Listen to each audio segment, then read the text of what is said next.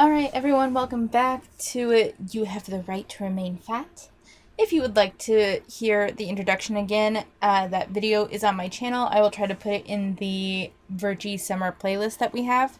But for today, we are going to be reading the first chapter, What Are Fat Phobia and Diet Culture? I think it's almost a fact that everyone remembers that kid in their class who used to look up all the girls' skirts. For me, that person was Joshua. Preschool, we were 4. I remember one day we had been crawling around in a brightly colored plastic tube like one of those gerbil mazes for toddlers. I was breathless from trying to escape him. I was mostly pretending he was chasing me. He was actually chasing a smaller girl who was behind me in the gerbil tube. He always chased and terrorized girls, trying to look up their skirts. He never tried to look up mine, though, and I sensed that his rejection augured something bigger. So, just a quick note. 1, I never knew a kid like this, but I'm sure plenty of them existed. That's on the adults to teach him appropriate behavior. I don't know why no one corrected this behavior. Like, not punishment. You don't have to punishment. They're 4. I don't know if he realizes the inappropriateness of his behavior at 4, but an adult should have been there correcting this behavior. Number 1. Number 2, I've worked a little bit with preschool, not a whole lot, but I've worked a little bit with preschool. They were 4 here. I've worked plenty with kindergarten. They're 5. I don't know if you would really sense rejection at 4 years old by someone not looking up your skirt. There might have been a sense of he pays attention to everyone else, but not me. But I don't know if he would narrow it. I don't know if a 4-year-old would narrow it down to not looking up their skirt. And this is a pretty detailed memory for 4 years old. Granted, some people's memories are just really good. I don't really remember from when I was 4. So part of me wonders how much of this is truly accurate to her experience and how much of this was kind of invented for this book. I don't think it's a coincidence that the boy who looked up skirts was also the first person who ever called me fat. Or at least the first person I remember calling me that. After all, unsolicited masculine sexual attention and the drive to control feminine bodies go hand in hand. Okay, real quick, I think saying it's masculine sexual attention when he was 4 is going a little bit too far and controlling feminine bodies. Kids will attack anything that seems abnormal. I think that's like a natural human drive, and it's something that we kind of have to actively work against because it's very easy for us to other. It's not quite demonized, but we see people that aren't in our group and they become the other. Ones that aren't part of our group that should be watched, that should be, and this is just a natural part of human nature that I think we have to correct within ourselves a lot of the time. And you'll see it most strongly in small children. And this can be for a variety of reasons. Kid has glasses. It could be a race thing. Sometimes weight, because it's such a visible feature, is another common one. It's just something that kids do, and it needs to be corrected. But I think attributing it to wanting to control feminine bodies and making it sexualized in any way is an overreach. I remember we were both standing on the blacktop, and that's when he said it, "You're fat." I was confused. I didn't have any context for the word. I find that hard to believe, even at 4, that you didn't.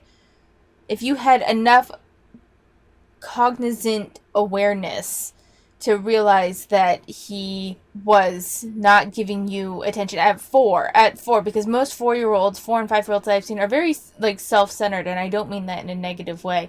It's just part of natural childhood development. They're more concerned with what's going on with them, and they'll notice if someone gets something and they don't, but seeing another kid give attention to others and not to them is unlikely. They tend to more focus on the adults and getting the attention from the authority figures than from their peers at that age. And even if they are concerned with their peers, they tend to be more concerned with same-gendered peers than opposite-gender peers.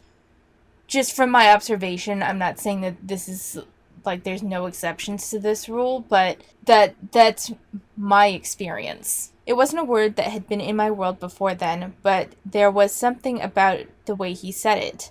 I could tell from the way he hurled it out of his mouth like snot that it was a hurtful word, a word meant to remind me that I had forgotten something about who I was.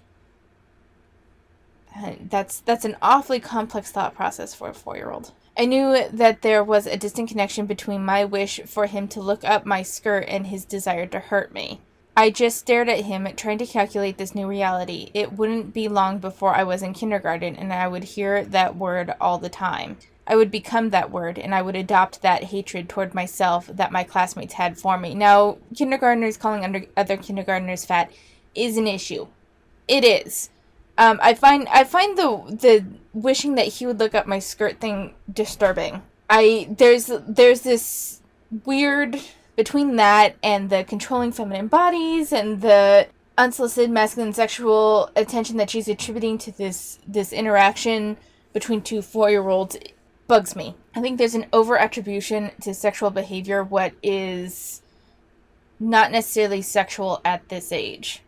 But the othering for being overweight in kindergarten is a thing that happens. If there's not if there isn't like the fat kid in class, then it's the kid with glasses. If it's not the kid with glasses, it's the kid that, like the boy with long hair or the girl with short hair, or it can be a variety of things. And that's part of the thing that we do as teachers is correcting that behavior and saying, we're all part of the same class. Everyone should respect each other, that sort of thing. I think Virgie was in classes before that was like traditional method of classroom management was this classroom community building. So I don't doubt that she was a target for bullying in kindergarten. I don't doubt that. Because that's something that kindergartners do, and it's up to us adults to kind of correct them. For a long time, I didn't know that other people's hatred wasn't my fault, and I didn't know that their hatred had a name. Fatphobia is a form of bigotry that positions fat people as inferior and as objects of hatred and derision. Fatphobia targets and scapegoats fat people, but it ends up harming all people. Everyone ends up in one of two camps. They are either living the pointed reality of fatphobic bigotry, or they are living in fear of becoming subject to it. So fatphobia uses the treatment of fat people as a means of controlling the body size of all people. Fatphobia creates an environment of hostility toward large-bodied people, promotes a pathological relationship to food and movement, which, when dieting, transforms into diet and exercise, and places the burden of anti-fat bias on non-compliant individuals, that is, fat people. Again, with the fatphobia thing, which I don't think really exists, again, like I've said before, and I don't want to keep beating this in, but children, especially, preschool and kindergarten, will be very against those that are different, and it doesn't just have to be fat. You were probably larger than a good number of kids and were the one that stuck out the most. Therefore, you were picked on. If you hadn't been there, then the kid with glasses probably would have, it doesn't have to be fat. It doesn't have to be fat. It's just who's the most obvious out of place, because that's what kids do. Because of the way fat people are positioned in our culture, people learn to fear becoming fat. They are afraid of discrimination and of hatred. It is normal to feel afraid of people hating you. It is not normal for people to hate anyone based on how much they weigh.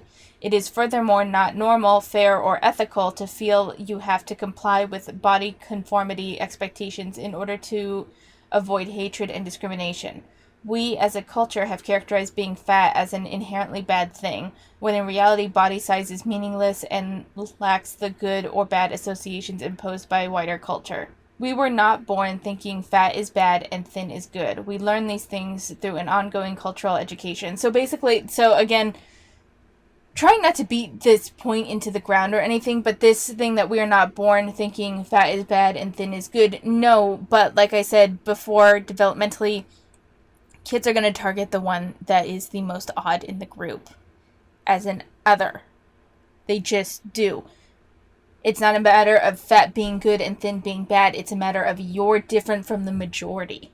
So I think that attributing it as fat phobia that these preschoolers and kindergartners learned that fat is bad through the culture is not taking a look at the whole situation and not taking child development into consideration. I'm not saying kids don't pick up on cultural cues and stuff, but they typically, preschool, kindergarten, picks up on social cues so far as it pertains to them, not as it pertains to others, in my experience. they will simply, the reason why they pick on the fat kid or the kid with glasses is because that kid is different from them, and they are similar to a lot of the other kids in class. Therefore, the one that's different is the one that's wrong because they're not like them. It's a natural thing that has to be corrected in a classroom setting.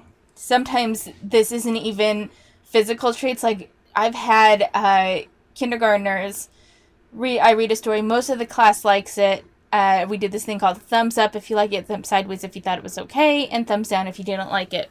And there was a story where, like, 80% of the class liked it and 20% of the class didn't. Well, there were a few very vocal kids that did not like the story, and were yelling at them from across the room because those kids weren't adhering to the norm of the classroom. This is just something that happens. It's not a matter of the cultural, what they learn culturally, or the good and bad associations with being fat. It's a matter of you were the other in the classroom. You were the one that stood out. In no example did this become clearer to me than when I began reading the work of anthropologists doing ethnographies in regions of the contemporary world where women go to extreme lengths to be as fat as possible. I will return to this research later on. When we take a moment to recognize what our culture teaches us about fat people, it becomes really clear really quickly that fat phobia is a form of bigotry obscured by the naturalizing language of beauty and health and the false narrative of concern. A recent experience that cemented the reality of fat-phobic bigotry in my mind happened when I was attending a conference for fat queers called No Lose. Unlike previous years, the conference was held in Portland, Oregon rather than Oakland, California, and was at a much larger hotel than ever before. For the first time, we were sharing accommodations with many other guests who were not associated with the conference. In Oakland, we take over the hotel. Over the course of the 3-day conference, we were gawked at like oddities because almost all of the conference participants were fat. The pool was near the lobby, and people would line up, noses pressed against the glass, to stare at us while we were swimming. Several participants were followed and intimidated by guests from our hotel and even a neighboring one. Some of these guests even forced their way into private events and refused to leave despite requests from conference volunteers and hotel staff. At one point, I was waiting for an elevator, and as the doors opened, I heard a man say, "There's one of them," speaking to a group of 2 women and 2 children and pointing at me. He was following conference attendees around with his family, offering commentary like he was leading a tour in a zoo. I finally approached him and his family in the middle of the hotel hallway. I clocked them entering their room from about 300 feet away, and my anger was unleashed. I told him how disgusting it was that he was behaving like a bigot in front of his family. I didn't see him again for the remainder of the weekend. So, to a certain extent, I think this is very much a colored interpretation of what was happening. I'm not saying that there wasn't this asshole that was possibly treating fat people like zoo animals. Like, that's a possibility, and people insisting on entering events even after the conference people and the hotel people ask them to leave, because people are entitled, and that's not a matter of you being fat. That's just a matter of there's Karens everywhere. Number 1. Number 2, the people, like, watching you and stuff, when there's a big conference going on, doesn't matter who it is, people look. People are like, oh, look, there's one of those people from the conference. What are they doing? What's this about? What's this? And then the fact that this is a large group, no pun intended, of large people, it's going to draw some attention, and I don't think all of it was as maliciously intended as you think it was. I think maybe there was some insecurity on your part because people were curious. That's just a natural thing. People are curious, especially when they go to a hotel and they realize a conference or some sort of event is happening. You're curious about it. You might take a peek at bridal parties if there's a wedding happening at that hotel, or we were at this place once where there was a nurses conference happening and there were some people in scrubs, and so yeah, we did kind of gawk at them not because like we're treating them like we're in a zoo or something, but because it's novel, it's different, it's not part of the everyday, it's not what you expect even when you go to a hotel. There's these people for this conference, for this one thing, you don't know what it's about, and you're curious about it. So, I'm not saying that there were no assholes in the group, because there probably were, but I don't think everything was as maliciously intended as she's painting it out to be. Thanks, Saint Stevie Nicks. If we're going to invoke a deity, let it be Stevie. It's important to instill the fear of the unhinged fat feminists into shameless fat phobes. After the ugly encounter, some of my fat friends and I decided to get lunch. We decided that the hotel restaurant would be easy, and so the 6 of us filed in and sat down. The menus were on the table, and after a few minutes, the waitress came over. She greeted us by saying, "No joke, let me guess, you people all want separate checks." I was legitimately shocked at her hateful language. You people? She stood with her hip cocked and an air of uncontained annoyance at our audacity for having come into the restaurant of the hotel where we were all staying. A hush overtook the table. The women I was with lowered their heads, and one after another they offered their orders quietly and apologetically. This woman had triggered them. She had reminded all of us of moments throughout our lives when fat phobes had talked to us as if they wished we didn't exist, as if we were less than others. When it came time for me to tell her what I was having, I refused to order anything and instead asked, "Is there any reason you are treating everyone at this table so unacceptably?" In that moment, something bizarre happened. She paused for a second, her face frozen, and then completely snapped out of bigotry mode and into sweetest pie mode. It was like watching a robot switch programs from asshole to artifice in 2 seconds flat. She didn't apologize, but from that moment forward, she didn't snap out of her customer service mode again. So, quick note about this whole situation. I don't think that the waitress was cruel to them because they were fat. They were from a conference. She said you people, probably referring to the people at the conference. She was probably annoyed that there were so many separate checks. It wasn't really appropriate for her to address you guys that way. And I think you calling out reminded her of, oh shit, I slipped out of my customer service mode and I don't want to get in trouble. But I don't think it's a matter of she's offended that there's fat people in the restaurant. I think that there were a variety of conference goers all asking for separate checks, and for whatever reason she found this annoying. And that was why she kind of snapped at you guys when you came in. Not because you were fat, but because you were part of this ongoing conference, people that she's dealt with. And she was annoyed. It still doesn't excuse her behavior, but I think there's a misattribution of intent there. We decided that the way we wanted to deal with the situation was to finish the meal and not leave a tip. Someone recently introduced me to the concept of radical pettiness, and I feel like this was one of those moments where all we could do was fight bigotry with a small capitalist retaliation. I'd never experienced fat phobia in a collective way before. When I'm alone, I am easy to dismiss, but when I'm part of a group of fat people, my existence creates a sense of threat that needs to be squashed. That day, I felt like we were not only being socially punished for being fat, but for liking ourselves enough that we would be seen with others who looked like us. I think that's a reach. I really do. I think she was dealing with a lot of people from the conference. They all wanted separate checks. For some reason, she found this annoying, and so she took out her frustrations on you guys. I don't necessarily think that it's that she was trying to socially punish you for being fat. And if you want to withhold her tip, I mean, that's your prerogative. I don't really... I can be petty, and I understand the appeal of pettiness, but I don't think pettiness is a great way to navigate life, personally. But that's me. That being said, I do love petty stories. I do. In our culture, fat people are used to scapegoat anxieties about excess immorality and an uncontained relationship to desire and consumption. Most people are raised to believe myriad bigoted beliefs about fat inferiority and see this fictional creation as a natural truth. They don't see the beliefs as political, cultural, or particularly problematic. They often don't even totally know that they have these feelings. They just see fat phobia as part of life, the way that oxygen or clouds are just part of life. The culture puts a lot of energy into forcing people to stay in that sad place of unquestioned fat phobia.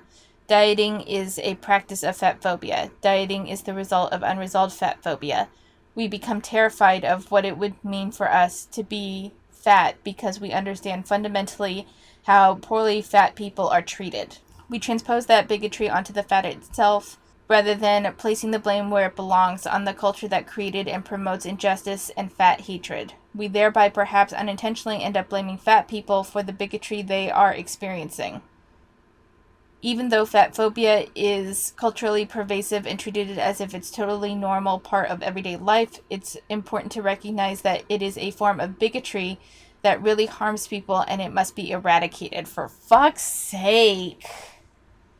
Oh my god, it's not... here's the issue, though, is that I think I don't think fat phobia is as prevalent as you think it is. Personally, I know I have a hard time with the term fat phobia because it's clearly derived from homophobia, which is a completely different, like, fat people are not acted against the way that queer people are. Like, those do not line up, those are not on the same level. And so I have a problem with this idea of fat phobia and bigotry. I mean, I think there's a prejudice against fat people in certain areas of life by certain people. Absolutely. I think that prejudice exists. I think calling it fat phobia and bigotry and giving it this sense of systemic oppression is where a lot of people struggle with it, myself included. I think there's also a lot of misattribution of, oh, they're fat phobic, when in reality there's something else going on, like this whole event with the restaurant. I think she identified you as part of the conference because you, like you said, the majority of the conference was larger people. And apparently I'm pretty sure from the way the story is presented, I'm pretty sure she experienced a series of these people from this conference all asking for separate checks. And for whatever reason, she found that annoying. Like, doesn't make her behavior okay, but I think there's a misattribution of intent here. The concomitant rise of body positivity, plus-size fashion, and fitness app usage has led to the near extinction of the term dieting. In its wake, a flurry of new, more specific, and more dynamic language has arisen. It's the process of transmuting a diet, i.e. restricting calories, to taking care of one's health. For example, juicing, essentially a diet, is not a new concept. In the 80s, the benefits were boiled down entirely to weight loss. But today, rather than calling it a juice diet or a liquid diet, it's simply called juicing. Actually, it's more often, I think, called a juice cleanse. But whatever. Bringing the term out of the explicit realm of weight loss and into a gray area where the goal of weight loss becomes unclear and plausibly deniable. If I'm doing a juice cleanse or juicing to lose weight, I'm not gonna hide that, and why does anyone have to deny it? That being said, I think juicing's stupid, but that's me. Like, if you're just doing like a juice cleanse where you're drinking nothing but juice for however many days, I think it's stupid. However, if juicing were believed to have incredible health benefits but led to weight gain, it would lose all its appeal for women. Though the word diet has gone out of vogue, what remains are all of the mechanisms and ideologies of dieting. All the things I've outlined above, but the language is just harder to understand. The language used to sell diet products has shifted away from shame and fear in favor of aspiration and optimization. Rather than specifically focusing on weight loss, there are more references to health and the idea that healthy is the new skinny. But know this, any lifestyle or plan or philosophy or app that treats weight loss as a goal is a diet. I'm fine with that. I don't have a problem with that. Anything that would lose appeal if it didn't lead to the acquisition or maintenance of a thinner body is a diet, period. I'm okay with that. I often ask people, can you imagine going one single day without hearing about calories, without someone referring to potato chips as evil, without worrying for a second about how much fat is in something, or without wishing that you were thinner? Most people answer no. And that is what transforms dieting as an individual behavior into diet culture. Its unavoidability, the way it seeps imperceptibly into thoughts and worldviews and interactions. The fact that people can't opt out of it. Right now, even though I know how violent and absurd and unnecessary diet culture is, I can't even imagine a world beyond it most of the time. And I'm super hopeful, fat-positive feminist who refuses to diet and wears crop tops and Miss Piggy jewelry. Diet culture is the marriage of the multi-billion-dollar diet industry, including fitness apps, over-the-counter diet pills, prescription drugs to suppress appetite, bariatric surgery, gym, and gym clothiers. And the social and cultural atmosphere that normalizes weight control and fat-phobic bigotry. Again, with the diet culture and the multi-billion-dollar diet industry, but nothing about the fast food industry or companies that, engineer food so you never get tired of it and you just eat and eat and eat it. That's fine. But God forbid someone make a weight loss app. We cannot honestly discuss diet culture without recognizing that fat phobia and diet culture go together like milk and cookies. Many women never make this connection, believing they are not thin enough because they have food addictions or unresolved trauma. But often what is at the core of their anxiety is actually being fat.